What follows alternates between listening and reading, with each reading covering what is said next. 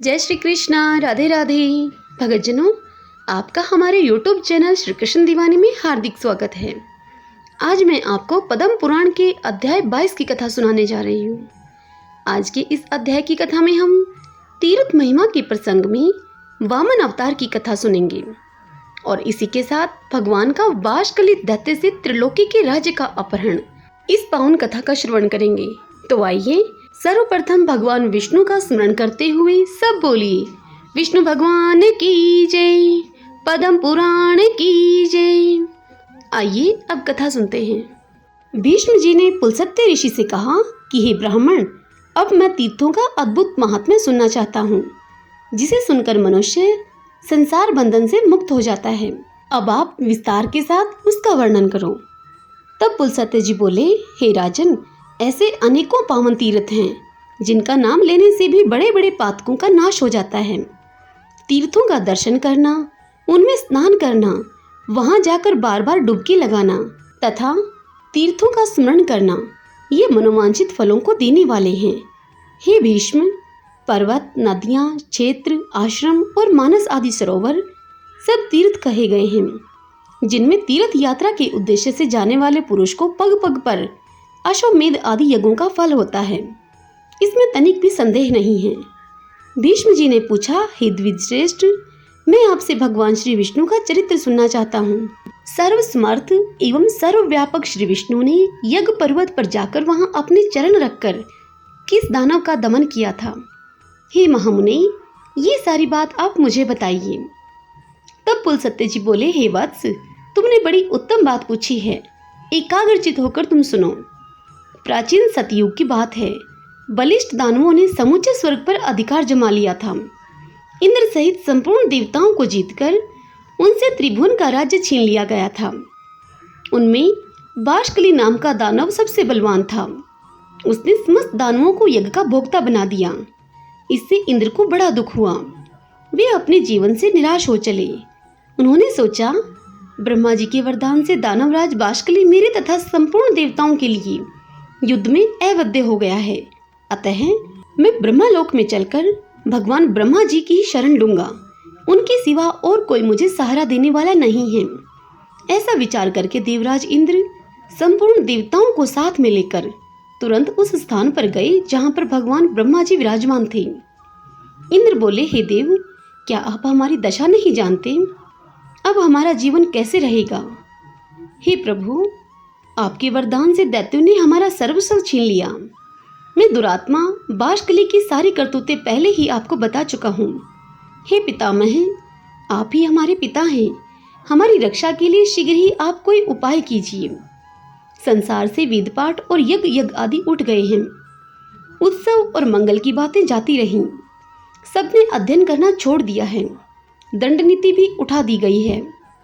इन सब कारणों से संसार के प्राणी किसी तरह सांस मात्र ले रहे हैं। जगत पीड़ाग्रस्त तो था ही, अब और भी कष्टतर दशा को पहुंच गया है। इतने समय में हम लोगों को बड़ी गलानी उठानी पड़ी है। तब ब्रह्मा जी ने कहा, हे देवराज, मैं जानता हूँ बाष्कली बड़ा नीच है और वरदान पाकर घमंड में भर गया है। यद्यपि तुम लोगों के लिए वह अजय है, तथापि मैं समझता हूँ कि भगवान श्री विष्णु उसे अवश्य ठीक कर देंगे। इतनी बात बताकर पुलस्त्य जी आगे भीष्म से कहते हैं कि उस समय ब्रह्मा जी समाधि में स्थित हो गए। उनके चिंतन करने पर ध्यान मात्र से चतुर्भुज भगवान श्री विष्णु थोड़े ही समय में सबके देखते ही देखते वहां पर आ पहुंचे। भगवान श्री विष्णु बोले, हे ब्राह्मण, इस ध्यान को छोड़ो। जिसके लिए तुम इतना ध्यान करते हो, वही मैं साक्षात तुम्हारे पास आ गया हूँ अब। तब ब्रह्मा जी ने कहा, स्वामी ने यहाँ आकर मुझे दर्शन दिया, यह बहुत बड़ी कृपा हुई। जगत के लिए जगदीश्वर को जितनी चिंता है उतनी और किसी को हो सकती है क्या? मेरी उत्पत्ति भी आपने जगत के लिए ही की थी और जगत की यह दशा है। अतः उसके लिए भगवान का यह शुभागमन वास्तव में कोई आश्चर्य की बात नहीं है। हे प्रभु, विश्व का पालन का कार्य आपके ही अधीन है। इस इंद्र का राज्य बाष्कली ने छीन लिया है। चराचर प्राणियों के सहित त्रिलोकी को अपने अधिकार में कर लिया है। हे केशव, अब आप ही सलाह देकर अपने इस सेवक की सहायता कीजिए। भगवान श्री वासुदेव ने कहा, हे ब्राह्मण, तुम्हारे वरदान से वह दानव इस समय अवैध है, तथापि उसे बुद्धि के द्वारा बंधन में डालकर परास्त किया जा सकता है। मैं दानवों का विनाश करने के लिए वामन रूप धारण करूंगा। ये इंद्र मेरे साथ बाष्कली के घर चले और वहां पहुंचकर मेरे लिए इस प्रकार वर की याचना करें। हे राजन, इस बोने ब्राह्मण के लिए 3 पग भूमि का दान दीजिए। हे महाभाग, इनके लिए मैं आपसे याचना करता हूँ। ऐसा कहने पर वह दानवराज अपना प्राण तक दे सकता है। हे पितामह, उस दानव का दान स्वीकार करके पहले उसे राज्य से वंचित करूंगा और फिर उसे बांधकर पाताल का निवासी बनाऊंगा। यूं कहकर भगवान श्री विष्णु अंतर्ध्यान हो गए। तदंतर कार्य साधन के अनुकूल समय आने पर संपूर्ण प्राणियों पर दया करने वाले देवाधिदेव भगवान ने देवताओं का हित करने के लिए अदिति का पुत्र होने का विचार किया। भगवान ने जिस दिन गर्भ में प्रवेश किया उस दिन स्वच्छ वायु बहने लगी। संपूर्ण प्राणी बिना किसी उपद्रव के अपने अपने इच्छित पदार्थ प्राप्त करने लगे। वृक्षों से फूलों की वर्षा होने लगी। समस्त दिशाएं निर्मल हो गई तथा सभी मनुष्य सत्यपरायण हो गए। देवी अदिति ने 1000 दिव्य वर्षों तक भगवान को गर्भ में धारण किया। उसके बाद वे भूत भावन प्रभु वामन रूप में प्रकट हुए। उनके अवतार लेते ही नदियों का जल स्वच्छ हो गया, वायु सुगंध बिखेरने लगी। उस तेजस्वी पुत्र के प्रकट होने से महर्षि कश्यप को बड़ा ही आनंद हुआ। तीनों लोकों में निवास करने वाले समस्त प्राणियों के मन में अपूर्व उत्साह भर गया। भगवान जनार्दन का प्रादुर्भाव होते ही स्वर्ग लोक में नगाड़े बजने लगे। अत्यंत हर्षोल्लास के कारण त्रिलोकी के मोह और दुख नष्ट हो गए। गंधर्वों ने अत्यंत उच्च स्वर से संगीत आरंभ किया। कोई ऊंचे स्वर से भगवान की जय जयकार करने लगे तो कोई अत्यंत हर्ष से भरकर जोर जोर से गर्जना करते हुए बारंबार भगवान को साधुवाद देने लगे तथा कुछ लोग जन्म, भय, बुढ़ापा और मृत्यु से छुटकारा पाने के लिए उनका ध्यान करने लगे। इस प्रकार यह संपूर्ण जगत सब ओर से अत्यंत प्रसन्न हो उठा। देवता लोग मन ही मन विचार करने लगे कि ये साक्षात परमात्मा श्री विष्णु हैं। ब्रह्मा जी के अनुरोध से जगत की रक्षा के लिए इन जगदीश्वर ने यह छोटा सा शरीर धारण किया है। ये ही ब्रह्मा, ये ही विष्णु और ये ही महेश्वर हैं। देवता, यज्ञ और स्वर्ग सब कुछ ये ही हैं, इसमें तनिक भी संदेह नहीं है। यह संपूर्ण चराचर जगत भगवान श्री विष्णु से व्याप्त है। ये एक होते हुए भी पृथक शरीर धारण करके ब्रह्मा के नाम से विख्यात हैं। जिस प्रकार बहुत से रंगों वाली वस्तुओं का सानिध्य होने पर सैप्टिक मणि विचित्र सी प्रतीत होने लगती है, वैसे ही मायामय गुणों के संसर्ग से स्वयंभू परमात्मा की नाना रूपों में प्रतीति होती है। जैसे एक ही ग्रहपत्य अग्नि, दक्षिण अग्नि तथा आहवनीय अग्नि आदि भिन्न भिन्न संज्ञाओं को प्राप्त होती हैं, उसी प्रकार ये एक ही श्री विष्णु ब्रह्मा आदि अनेक नाम एवं रूपों में उपलब्ध होते हैं। ये भगवान सब तरह से देवताओं का कार्य सिद्ध करेंगे। शुद्ध चित्त वाले देवगण जब इस प्रकार सोच रहे थे, उसी समय भगवान वामन इंद्र के साथ बाष्कली के घर गए।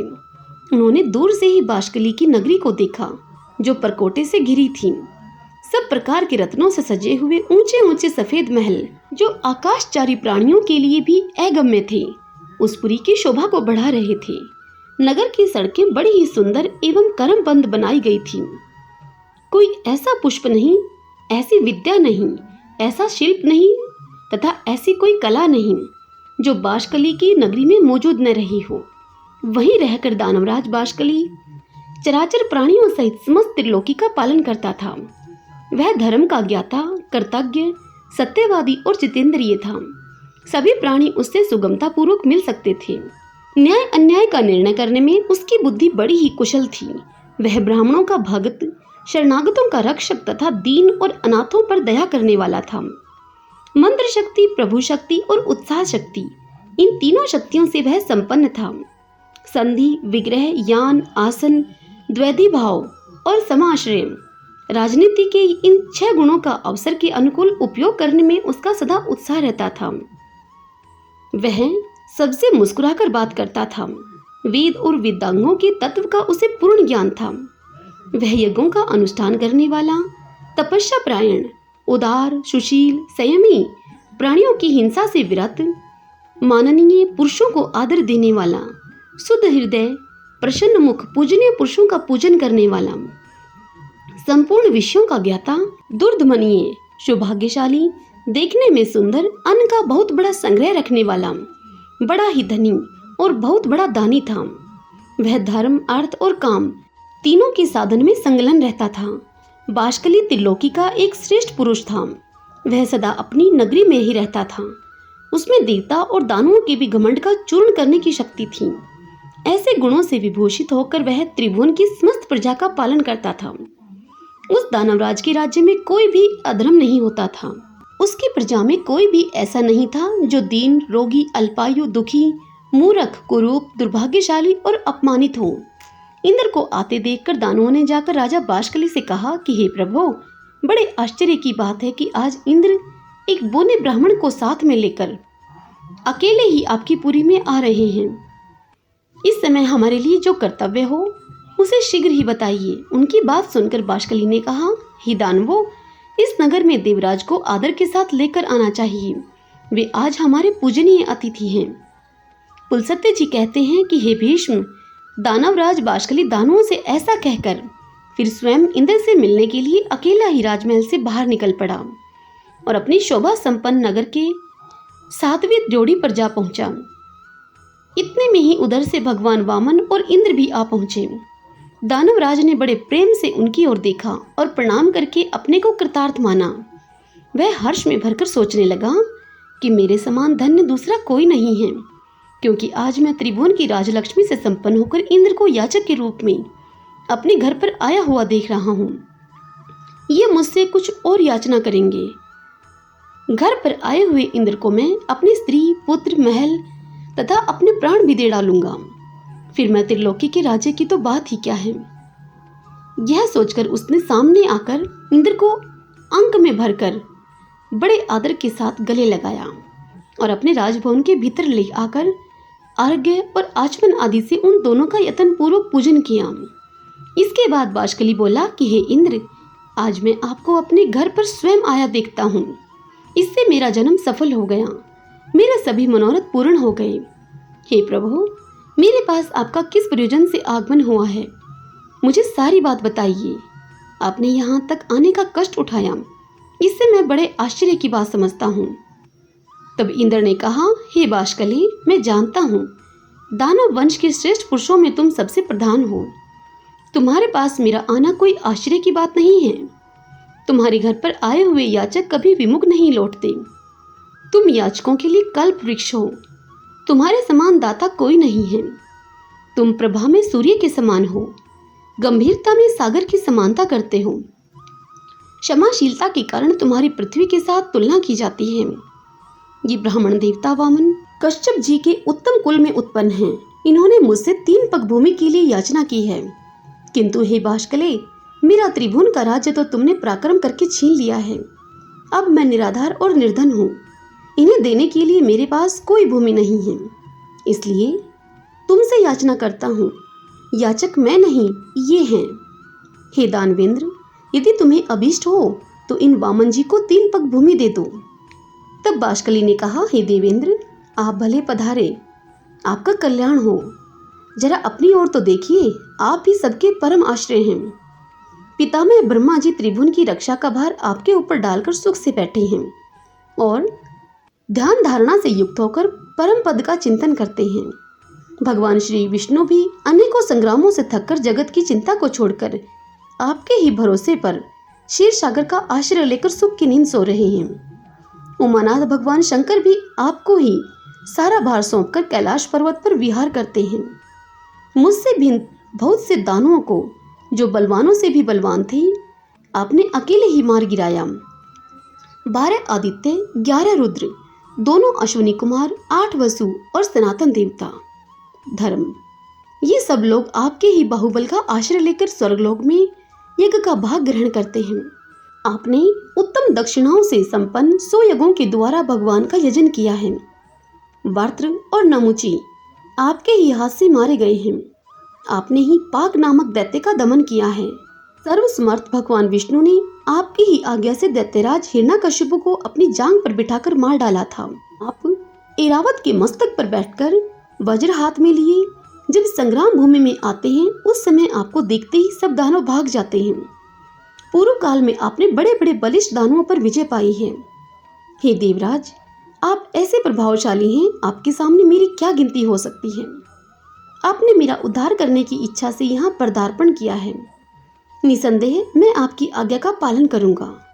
मैं निश्चय पूर्वक कहता हूँ कि आपके लिए अपने प्राण भी दे दूंगा। हे देवेश्वर, आपने मुझसे इतनी सी भूमि की बात क्यों कही? यह स्त्री, पुत्र, गायें तथा और जो कुछ भी धन मेरे पास है, वह सब एवं त्रिलोकी का सारा राज्य इन ब्राह्मण देवता को दे दीजिए। आप ऐसा करके मुझ पर और मेरे पूर्वजों पर कृपा करेंगे, इसमें तनिक भी संशय नहीं है। क्योंकि भावी प्रजा कहेगी, पूर्व काल में राजा बाष्कली ने अपने घर पर आए हुए इंद्र को त्रिलोकी का राज्य दे दिया था। आप ही क्यों, दूसरा भी कोई याचक यदि मेरे पास आए तो वह सदा ही मुझे अत्यंत प्रिय होगा। आप तो उन सब में मेरे लिए विशेष आदरणीय हैं। अतः आपको कुछ भी देने में मुझे कोई विचार नहीं करना है। परंतु हे देवराज, मुझे इस बात से बड़ी लज्जा हो रही है कि इन ब्राह्मण देवता के विशेष प्रार्थना करने पर आप मुझसे तीन पग भूमि ही मांग रहे हैं। मैं इन्हें अच्छे अच्छे गांव दूंगा और आपको स्वर्ग का राज्य अर्पण कर दूंगा। वामन जी को स्त्री और भूमि दोनों दान करूंगा। आप मुझ पर कृपा करके यह सब स्वीकार करें। पुलसत्य जी कहते हैं कि हे राजन, दानवराज बाष्कली के ऐसा कहने पर उसके पुरोहित शुक्राचार्य ने उसे कहा कि महाराज, तुम्हें उचित अनुचित का बिल्कुल ज्ञान नहीं है। किसी को कब क्या देना चाहिए, इस बात से तुम अनभिज्ञ हो। अतः मंत्रियों के साथ भली भांति विचार करके युक्तायुक्त का निर्णय करने के पश्चात तुम्हें कोई कार्य करना चाहिए। तुमने इंद्र सहित देवताओं को जीतकर त्रिलोकी का राज्य प्राप्त किया है। अपने वचन को पूरा करते ही तुम बंधन में पड़ जाओगे। हे राजन, ये जो वामन है, इन्हें साक्षात सनातन विष्णु ही समझो। इनके लिए तुम्हें कुछ नहीं देना चाहिए, क्योंकि इन्होंने ही तो पहले तुम्हारे वंश का उच्छेद कराया है और आगे भी कराएंगे। इन्होंने माया से दानवों को परास्त किया है और माया से ही इस समय बोने ब्राह्मण का रूप बनाकर तुम्हें दर्शन दिया है। अब बहुत कहने की कोई आवश्यकता नहीं है, इन्हें कुछ न दो। 3 पग तो बहुत है, मक्खी के पैर के बराबर भी भूमि देना तुम स्वीकार न करो। यदि मेरी बात नहीं मानोगे तो शीघ्र ही तुम्हारा नाश हो जाएगा। यह मैं तुम्हें सच्ची सच्ची बात कह रहा हूँ। तब बाष्कली राजा ने कहा कि हे गुरुदेव, मैंने धर्म की इच्छा से इन्हें सब कुछ देने की प्रतिज्ञा कर ली है। प्रतिज्ञा का पालन अवश्य करना चाहिए, यह सत्पुरुषों का सनातन धर्म है। यदि ये भगवान विष्णु हैं और मुझसे दान लेकर देवताओं को समृद्धशाली बनाना चाहते हैं, तब तो मेरे समान धन्य दूसरा कोई नहीं होगा। ध्यान परायण योगी निरंतर ध्यान करते रहने पर भी जिनके दर्शन जल्द नहीं हो पाते, उन्होंने ही यदि मुझे दर्शन दिया है, तब तो इन देवेश्वर ने मुझे और भी अधिक धन्य बना दिया। जो लोग हाथ में कुश और जल लेकर दान देते हैं, वे भी मेरे दान से सनातन परमात्मा भगवान विष्णु प्रसन्न हों, इस वचन के कहने पर मोक्ष के भागी होते हैं। इस कार्य को निश्चित रूप से करने के लिए मेरा जो दृढ़ संकल्प हुआ है, उसमें आपका उपदेश ही कारण है। बचपन में आपने एक बार उपदेश दिया था, जिसे मैंने अच्छी तरह से अपने हृदय में धारण कर लिया था। वह उपदेश इस प्रकार था, शत्रु भी यदि घर पर आ जाए तो उसके लिए कोई वस्तु अदेय नहीं है, उसे कुछ भी देने से इनकार नहीं करना चाहिए। हे गुरुदेव, यही सोचकर मैंने इंद्र के लिए स्वर्ग का राज्य और मामन जी के लिए अपने प्राण तक दे डालने का निश्चय कर लिया है। जिस दान के देने में कुछ भी कष्ट नहीं होता, ऐसा दान तो संसार में सभी लोग देते हैं। यह सुनकर गुरुजी ने लज्जा से अपना मुंह नीचे कर लिया। तब बाष्कली ने इंद्र से कहा कि हे देव, आपके मांगने पर मैं सारी पृथ्वी दे सकता हूँ। यदि इन्हें 3 पग ही भूमि देनी पड़ी तो यह मेरे लिए लज्जा की बात होगी। तब इंद्र ने कहा कि हे दानवराज, तुम्हारा कहना सत्य है, किंतु इन ब्राह्मण देवता ने मुझसे 3 ही पग भूमि की याचना की है। इनको इतनी ही भूमि की आवश्यकता है। मैंने भी इन्हीं के लिए तुमसे याचना की है, अतः इन्हें यही वर प्रदान करो। तब बाष्कली ने कहा कि हे देवराज, आप वामन को मेरी ओर से 3 पग भूमि दे दीजिए और आप भी चिरकाल तक वहां सुख से निवास कीजिए। इतनी कथा सुनाकर पुलसत्य जी कहते हैं कि हे भीष्म, यह कहकर बाष्कली ने हाथ में जल लेकर साक्षात श्रीहरि मुझ पर प्रसन्न हो, ऐसा कहकर वामन जी को 3 पग भूमि दे दी।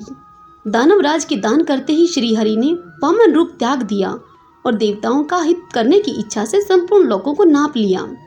वे यज्ञ पर्वत पर पहुंचकर उत्तर की ओर मुंह करके खड़े हो गए। उस समय दानव लोग भगवान के बाएं चरण के नीचे आ गया। तब जगदीश्वर ने पहला पग सूर्यलोक में रखा और दूसरा ध्रुवलोक में। फिर अद्भुत कर्म करने वाले भगवान ने तीसरे पग से ब्रह्मांड पर आघात किया। उनके अंगूठे के अग्रभाग से लगकर ब्रह्मांड कटा फूट गया, जिससे बहुत सा जल बाहर निकला। उससे ही भगवान श्री विष्णु के चरणों से प्रकट होने वाली वैष्णवी नदी कहते हैं। गंगा जी अनेक कारणवश भगवान श्री विष्णु के चरणों से प्रकट हुई है। उनके द्वारा चराचर प्राणियों के सहित समस्त त्रिलोकी व्याप्त है। तत्पश्चात भगवान श्री वामन ने बाष्कली से कहा कि मेरे 3 पग पूर्ण करो। तब बाष्कली ने कहा कि हे भगवान, आपने पूर्व काल में जितनी बड़ी पृथ्वी बनाई थी उसमें से मैंने कुछ भी छिपाया नहीं है। पृथ्वी छोटी है और आप महान हैं। मुझमें सृष्टि उत्पन्न करने की तो शक्ति है नहीं, जिससे कि दूसरी पृथ्वी बनाकर आपके 3 पग पूर्ण कर सकूं। हे देव, आप जैसे प्रभुओं की इच्छा शक्ति से ही मनोवांछित कार्य करने में समर्थ होते हैं। सत्यवादी बाष्कली को निरुत्तर जानकर भगवान श्री विष्णु बोले, हे दानवराज, बोलो, मैं तुम्हारी कौन सी इच्छा पूर्ण करूं? तुम्हारा दिया हुआ संकल्प का जल मेरे हाथ में आया है, इसलिए तुम वर पाने के योग्य हो। वरदान के तुम उत्तम पात्र हो। तुम्हें जिस वस्तु की इच्छा हो वह मांगो, मैं उसे दूंगा। तब बाष्कली ने कहा कि हे देवेश्वर, मैं आपकी भक्ति चाहता हूँ। मेरी मृत्यु भी आपके ही हाथ से हो, जिससे मुझे आपके परम धाम श्वेत दीप की प्राप्ति हो, जो तपस्वियों के लिए भी दुर्लभ है। पुलसत्य जी कहते हैं कि हे भीम, बाष्कली के ऐसा कहने पर भगवान श्री विष्णु ने कहा कि तुम एक कल्प तक ठहरे रहो। जिस समय वराह रूप धारण करके मैं रसातल में प्रवेश करूंगा, उसी समय तुम्हारा मैं वध करूंगा। इससे तुम मेरे रूप में लीन हो जाओगे। भगवान के मुख से ऐसे वचन सुनकर वह दानव उनके सामने से चला गया। भगवान भी उससे त्रिलोकी का राज्य छीनकर अंतर्ध्यान हो गई। बाष्कली पाताल लोक का निवासी होकर सुख पूर्वक रहने लगा। बुद्धिमान इंद्र तीनों लोगों का पालन करने लगे। यह जगत गुरु भगवान श्री विष्णु के वामन अवतार का वर्णन है। इसमें श्री गंगा जी के प्रादुर्भाव की कथा भी आ गई है। यह प्रसंग सब पापों का नाश करने वाला है। यह मैंने श्री विष्णु के 3 पगों का इतिहास तुम्हें बतलाया है, जिसे सुनकर मनुष्य इस संसार में संपूर्ण पापों से मुक्त हो जाता है। श्री विष्णु के पगों का दर्शन कर लेने पर उसके दुःसुपन, दुश्चिंता और घोर पाप शीघ्र ही नष्ट हो जाते हैं। पापी मनुष्य प्रत्येक युग में यज्ञ पर्वत पर स्थित श्री विष्णु के चरणों का दर्शन करके पाप से छुटकारा पा जाते हैं। हे भीष्म, जो मनुष्य मौन रहकर यज्ञ पर्वत पर चढ़ता है अथवा तीनों पुष्करों की यात्रा करता है, उसे अश्वमेध यज्ञ का फल मिलता है। वह सब पापों से मुक्त होकर मृत्यु के पश्चात श्री विष्णु धाम को जाता है। भीष्म जी बोले, हे भगवान, यह तो बड़े आश्चर्य की बात है कि वामन जी के द्वारा दानवराज बाष्कली बंधन में डाला गया। मैंने तो श्रेष्ठ ब्राह्मणों के मुख से ऐसी कथा सुन रखी है कि भगवान ने वामन रूप धारण करके राजा बलि को बांधा था और विरोचन कुमार बलि आज तक पाताल लोक में मौजूद हैं। अतः आप मुझसे बलि के बांधे जाने की कथा का वर्णन कीजिए। तब पुलसत्य जी बोले, हे नृपश्रेष्ठ, मैं तुम्हें सब बातें बताता हूँ, सुनो। पहली बार की कथा तो तुम सुन ही चुके हो। दूसरी बार वर्तमान वैवस्वत मनवंतर में भी भगवान श्री विष्णु ने त्रिलोकी को अपने चरणों से नापा था। उस समय उन देवादिदेव ने अकेले ही यज्ञ में जाकर राजा बलि को बांधा और भूमि को नापा था। उस अवसर पर भगवान का पुनः वामन अवतार हुआ तथा पुनः उन्होंने त्रिविक्रम रूप धारण किया था। वे पहले वामन होकर फिर अवामन विराट हो गए। हरि ओम तत्सत। भगतजनों, पद्म पुराण के इस अध्याय की यह कथा यहीं संपूर्ण होती है। इससे आगे की कथा हम कल अगले अध्याय में सुनेंगे। सब बोलिए विष्णु भगवान की जय, पद्म पुराण की जय। कथा यदि आपको पसंद आई हो तो वीडियो को लाइक करें, हो सके तो अपने अपनों के साथ इसे शेयर करें और पुण्य कमाएं। जय श्री कृष्णा। राधे राधे।